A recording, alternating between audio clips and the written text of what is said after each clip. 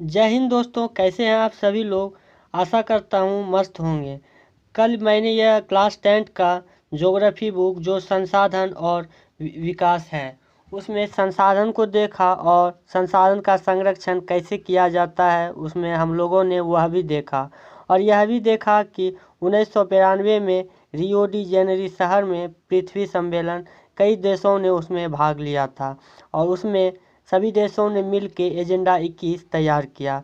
तो यह सब कल क्लास में जान गए थे और आज हम लोग मृदा संसाधन से शुरू करते हैं। तो मिट्टी अथवा मृदा सबसे महत्वपूर्ण नवीकरणीय योग्य प्राकृतिक संसाधन है। यह पौधों के विकास का माध्यम है जो पृथ्वी पर विभिन्न प्रकार के जीवों का पोषण करती है। मृदा एक जीवांत तंत्र है। कुछ सेंटीमीटर गहरी मृदा बनने में लाखों वर्ष लग जाते हैं।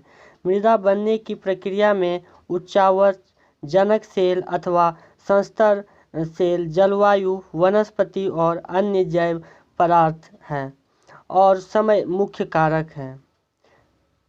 प्रकृति के अनेकों तत्व जैसे तापमान परिवर्तन, बहते जल की प्रक्रिया, पवन, हिम नदी और अपघटन क्रिया आदि मृदा बनने की प्रक्रिया में योगदान देती है।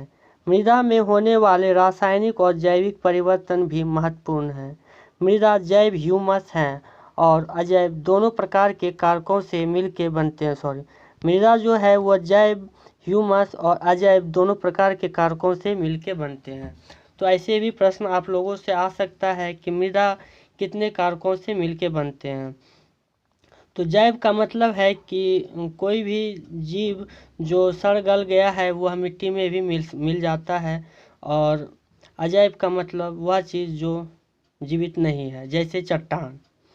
आप लोग समझ गए होंगे। तो मिट्टी बनने की प्रक्रिया को निर्धारित करने वाले तत्वों, उनके रंग, गहराई, गठन, आयु व रासायनिक और मृदा से बनते हैं। यहाँ पे दिया गया है मृदा कितने लेयर में बटे होते। तो मृदा अगर देखेंगे तो 4 लेयर में रहते हैं। सबसे नीचे जो होता है वह अपक्षय रहित आधारी चट्टानें हैं। उसके ऊपर पे अगर देखेंगे तो अंध स्तरीय अपक्षयित आधारी चट्टान है। उसके ऊपर देखेंगे तो उपमृदा अपक्षयित चट्टानें, बालू, गाद, सिल्ट व मृत्तिकाएँ हैं। और सबसे ऊपर देखेंगे तो ऊपरी स्तर की मृदाएं पाई जाती है।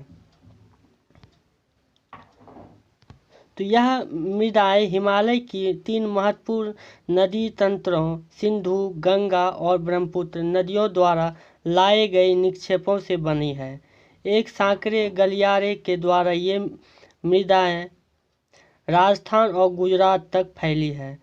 पूर्वी तटीय मैदान विशेषकर महानदी, गोदावरी, कृष्णा और कावेरी नदियों के डेल्टा भी जलोढ़ मृदा से बने हैं।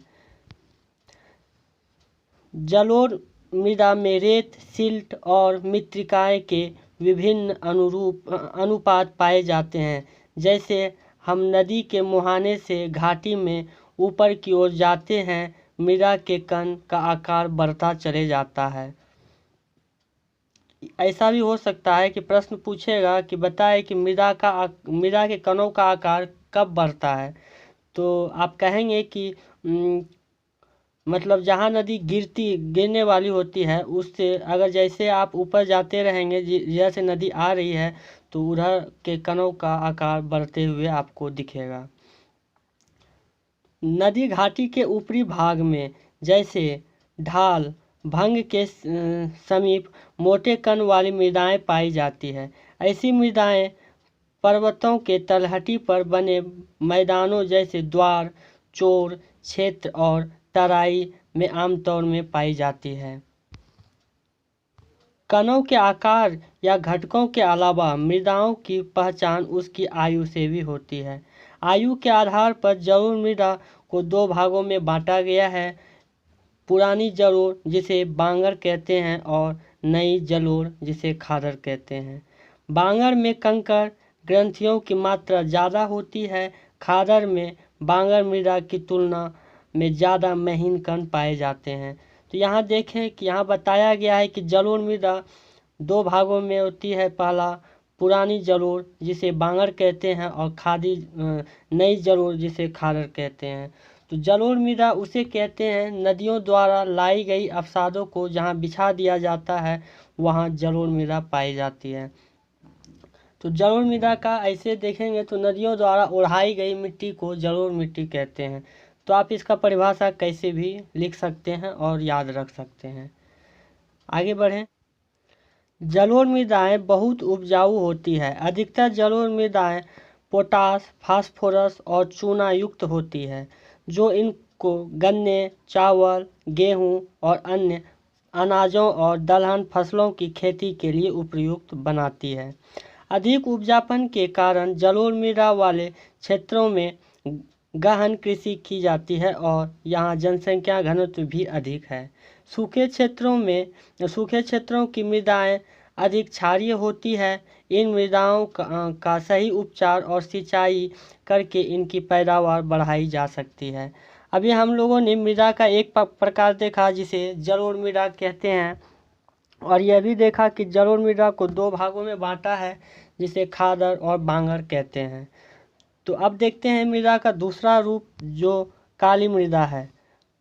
काली मृदा क्या है? तो इन मृदाओं का रंग काला होता है और इन्हें रेगड़ मृदा भी कहते हैं।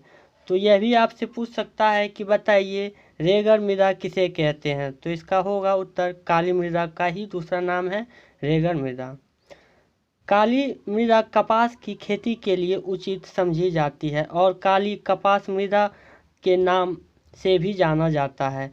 इसका एक और नाम याद रख लीजिए, इसका नाम है काली कपास मृदा। यह माना जाता है कि जलवायु और जनक सेलों ने काली मृदा के बनने में महत्वपूर्ण योगदान दिया है। इस प्रकार की मृदाएं दक्कन पठार बेसाल्ट क्षेत्र के उत्तर पश्चिम भागों में पाई जाती है और लावा जनक सेलों से बनी है। यह मृदाएं महाराष्ट्र, सौराष्ट्र, मालवा, मध्य प्रदेश और छत्तीसगढ़ के पठार में पाई जाती है। तो आपको यह दिखेगा कि जलोढ़ मृदा उन सब ज़्यादातर पठारी प्रदेश में पाई जाती है और जलोढ़ मृदा ज्वालामुखी से जो राख था उसी से आगे चल के इसका निर्माण हुआ है। तो आगे देखें भारत में मृदा किस किस जगह पे किस किस प्रकार के पाए जाते हैं। तो आप यह देखिएगा कि उत्तरी भारत का जो विशाल मैदान है इसमें आपको जलोढ़ मृदा दिखेंगे। तो यहाँ पे दिया गया है मृदा का नाम भी, कलर दिया गया है, जैसे हरा कलर में है पर्वत और वन, और इसमें जलोढ़, फिर लाल और पीली, काली, लेटेराइट और शुष्क। तो लाल और पीली मृदा को देखेंगे तो यहाँ पे दिखेगा आपको झारखंड, छत्तीसगढ़, हल्का मध्य प्रदेश का भी एरिया है और फिर उड़ीसा, इन सब राज्यों में आपको दिखेंगे। और नीचे दक्षिण भारत में भी कुछ कुछ जगह पे लाल मृदा आपको दिखेंगे, जैसे कर्नाटक सबके एरिया में। और यह पीला रंग क्या दिखाता है? शुष्क क्षेत्र। शुष्क का मतलब होता है कि कैसे बताएं, मतलब रेगिस्तानी एरिया है यह, जहाँ ठंडा भी अधिक पड़ेगा, गर्मी भी अधिक पड़ेगा। तो यह पीला वाला जो है यह शुष्क यानी मरुस्थलीय मृदा है। यहाँ पे रेत सब ज़्यादा पाए जाते हैं, पानी का कमी होता है। और ये सब भाग जो देख रहे हैं हरा हरा, यहाँ पे पेड़ ज़्यादा पाए जाते हैं। और वन क्या दिया है? पर्वत और वन दोनों हैं। तो आप इसे फोटो को गौर से देखें और मुझे उम्मीद है कि आप लोग इसे 2-3 बार अगर देखेंगे तो ज़रूर आपको मृदा याद हो जाएंगी कि भारत के किस किस जगह में किस किस प्रकार की मिट्टी पाई जाती है। सबसे पहले आप लोग यह जानने का प्रयास करें कि एक खाली मैप ले लें और उसमें आप राज्य को बैठाएं कि कौन कौन राज्य किस किस जगह पे है। तो ऐसा करने से आपको बहुत फ़ायदा मिलेंगे। आगे देखें, यह मिट्टी का दिखाया है कि लेटेराइट मृदा ऐसे है, काली मृदा ऐसे है। चलिए आगे पढ़ते हैं।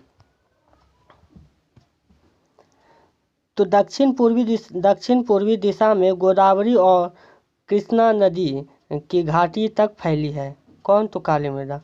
काली मृदा बहुत महीन कणों अर्थात मृत्तिका से बनी होती है। इसकी नमी धारण करने की क्षमता बहुत अधिक होती है। इसके अलावा यह मृदा कैल्शियम कार्बोनेट, मैग्नीशियम, पोटास और चूने जैसे पौष्टिक तत्वों से परिपूर्ण होते हैं, परंतु इसमें फास्फोरस की मात्रा कम होती है।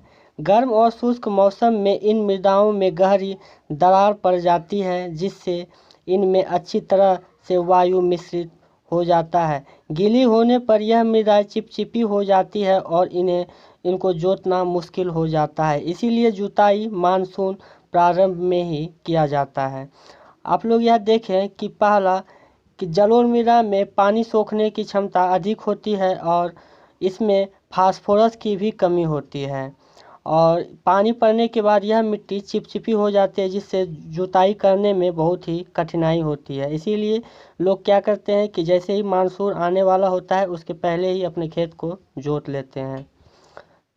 अब देखते हैं अगला मिट्टी, जिसका नाम है लाल और पीली मृदा। तो लाल मृदा दक्कन पठार के पूर्वी और दक्षिणी हिस्सों में रवेदार आग्नेय चट्टानों पर कम वर्षा वाले भागों में विकसित हुई है। लाल और पीली मृदाएं उड़ीसा, छत्तीसगढ़, मध्य गंगा मैदान के दक्षिणी छोर पर और पश्चिमी घाट के पहाड़ी पद पर पाई जाती है। इन मृदाओं का रंग लाल रवेदार आग्नेय और रूपांतरित चट्टानों के लौह धातु के प्रसार के कारण होता है। इनका पीला रंग इनमें जलयोजन के कारण होता है। कहने का मतलब लाल मृदा में अगर पानी आप दीजिएगा तो उसका रंग पीला हो जाएगा। ठीक है, और देखने बोल रहा है कहाँ कहाँ पाए जाते हैं, तो देखिए यहाँ फिर से बोल रहा है कि लाल मृदा उड़ीसा, छत्तीसगढ़, मध्य गंगा मैदान के दक्षिणी छोर पर और पश्चिमी घाट के पहाड़ी पद पर पाई जाती है। फिर आगे देखें लेटेराइट मिट्टी, लेटेराइट मृदा। लेटेराइट शब्द ग्रीक भाषा के शब्द लेटर से लिया गया है, जिसका अर्थ है ईंट। लेटेराइट मृदा का निर्माण उष्ण कटिबंधीय तथा उपोष्ण कटिबंधीय जलवायु क्षेत्र में आर्द्र तथा शुष्क ऋतुओं के एक के बाद एक आने के कारण होता है। यह भारी वर्षा से अत्यधिक निक्षालन का परिणाम होता है। लेटेराइट मृदा अधिकतर गहरी तथा अम्लीय। इसका पीएच मान अगर देखें तो लेटेराइट मिट्टी का पीएच मान 6 से ज़्यादा होता है। इसमें सामान्यतः पौधों के पोषण तत्वों की कमी होती है। यह अधिकतर दक्षिणी राज्यों, महाराष्ट्र के पश्चिमी घाट क्षेत्रों, उड़ीसा, पश्चिम बंगाल के कुछ भागों तथा उत्तर पूर्वी प्रदेशों में पाई जाती है। यहाँ इस मिट्टी में पर्णपाती और सदाबहार वन मिलते हैं। वहाँ इनमें ह्यूमस पर्याप्त रूप से पाया जाता है, लेकिन विरल वनस्पति और अर्ध शुष्क पर्यावरण में इनमें ह्यूमस की मात्रा कम पाई जाती है। स्थल रूपों पर इसकी स्थिति के अनुसार इनमें अपरदन तथा भूमि निम्नीकरण की संभावनाएं होती है। मृदा संरक्षण की उचित तकनीकी अपनाकर इन मृदाओं पर कर्नाटक, केरल और तमिलनाडु में चाय और कॉफ़ी उगाई जाती है। तमिलनाडु, आंध्र प्रदेश और केरल की लाल लेटेराइट मृदाएं काजू की फसल के लिए अधिक उपयुक्त है। तो आप लोग देखेंगे कि इसी में क्या नाम है इस मिट्टी का, लेटेराइट मिट्टी। लेटेराइट मिट्टी में ही चाय और कॉफ़ी की खेती की जाती है और इसमें काजू की भी खेती की जाती है। आगे देखते हैं मरुस्थलीय मिट्टी। मरुस्थलीय मृदा का रंग लाल तथा भूरा होता है। यह मृदा आमतौर पर रेतीली और लवणीय होती है और कुछ क्षेत्रों में नमक की मात्रा इतनी अधिक है कि झीलों से जल वाष्पीकृत करके खाने का नमक भी बनाया जाता है। शुष्क जलवायु और उच्च तापमान के कारण जल वाष्पन दर अधिक है और मृदा में ह्यूमस और नमी की मात्रा कम होती है। मृदा की सतह के नीचे कैल्शियम की मात्रा बढ़ती जाती है और नीचे की परत में चूने के कंकड़ की सतह पाई जाती है। यहाँ देखिए दिखाया गया है कि मरुस्थलीय मृदा कैसी होती है, और यहाँ दिखाया गया है इस फोटो में कि मृदा अपरदन यानी मृदा का कटाव किस प्रकार होता है। के कारण मृदा में जल अंतः संयंदन अवरुद्ध हो जाता है। इस मृदा को सतही तरीके से सिंचित करके कृषि योग्य बनाया जाता है, जैसे कि पश्चिमी राजस्थान में खेती की जाती है। बहुत मुश्किल होता है इसमें खेती करना। आगे देखें वन मृदा। यह मृदाएं आमतौर पर पहाड़ी और पर्वतीय क्षेत्रों में पाई जाती है, जहाँ पर्याप्त वर्षा वन उपलब्ध है। इन मृदाओं के गठन में पर्वतीय पर्यावरण के अनुसार बदलाव आता है। नदी घाटियों में यह मृदाएं दोमट और सिल्टदार होती है, परंतु ऊपरी ढालों पर इसका गठन मोटे कणों का होता है। हिमालय के हिमाच्छादित क्षेत्रों में इन मृदाओं का बहुत अपरदन होता है और यह अधिशिलिक तथा ह्यूमस रहित होती है। नदी घाटियों के निचले क्षेत्र विशेषकर नदी सोपानों और जलोढ़ पंखों आदि में यह मृदाएं उपजाऊ होती है। मृदा अपरदन और संरक्षण। मृदा के कटाव और उसके बहाव की प्रक्रिया को मृदा अपरदन कहा जाता है।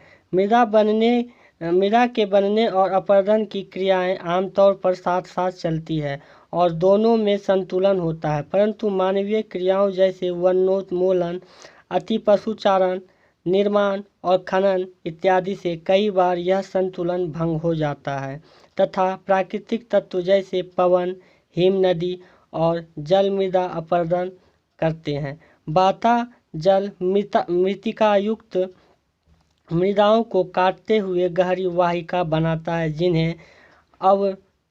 जिन्हें अवनलिकाएं कहते हैं। ऐसी भूमि जोतने योग्य नहीं होती और इसे उत्खात भूमि कहते हैं। चंबल बेसिन में ऐसी भूमि के खड्ड भूमि कहा जाता है। कई बार जल विस्तृत क्षेत्र को ढके हुए ढाल के साथ नीचे की ओर बढ़ता है। ऐसी स्थिति में इस क्षेत्र की ऊपरी मृदा घुलकर जल के साथ बह जाती है। इसे चादर अपरदन कहा जाता है। पवनों द्वारा मैदान अथवा ढालू क्षेत्र से मृदा को उड़ा ले जाने की प्रक्रिया को पवन अपरदन कहा जाता है। कृषि के गलत तरीकों में भी मृदा अपरदन होता है। गलत ढंग से हल चलाने, जैसे ढाल पर ऊपर से नीचे की ओर हल चलाने से वाहिका बन जाती है, जिसके अंदर से बहता पानी आसानी से मृदा का कटाव करता है। ढाल वाली मृदा पर समुच्च रेखाओं के समांतर हल चलाने से ढाल के साथ जल का बहाव की गति घटती है।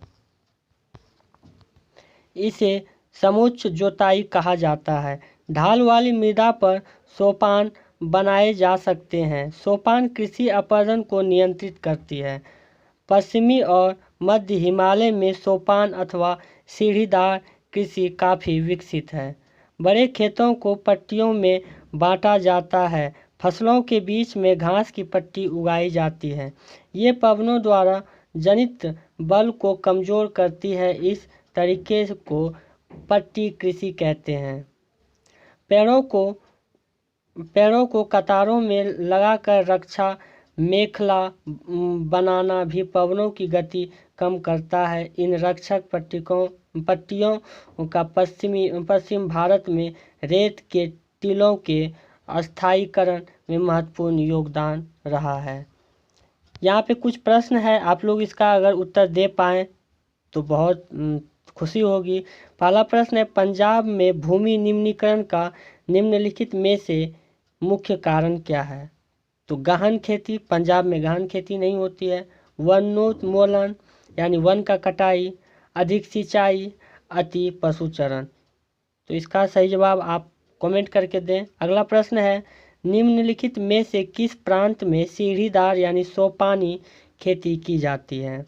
तो पंजाब, उत्तर प्रदेश के मैदान, हरियाणा, उत्तराखंड। तीसरा प्रश्न है, इनमें से किस राज्य में काली मृदा मुख्य रूप से पाई जाती है? ऑप्शन है जम्मू और कश्मीर, राजस्थान, महाराष्ट्र या झारखंड। और यहाँ पे दिया गया है 30 शब्दों में उत्तर दीजिए। इसको आपको लिख के अपने अभ्यास के लिए उत्तर लिख सकते हैं, आपको बहुत अच्छा होगा आपके लिए। पहला प्रश्न है, 3 राज्यों के नाम बताइए जहाँ काली मृदा पाई जाती है। इस पर मुख्य रूप से कौन सी फसल उगाई जाती है? दूसरा है, पूर्वी तट के नदी डेल्टाओं पर किस प्रकार की मृदा पाई जाती है? इस प्रकार की मृदा की 3 मुख्य विशेषताएं बताएं। तीसरा प्रश्न है, पहाड़ी क्षेत्रों में मृदा अपरदन की रोकथाम के लिए क्या कदम उठाए जाते हैं? तो आप लोग को कैसा लगा यह वीडियो? अगर मुझसे कुछ भी भूल हो गई हो तो आप लोग उसे क्षमा करें और ऐसे ही पढ़ाई का एंजॉय लें। मिलते हैं अगले वीडियो में, तब तक जय हिंद।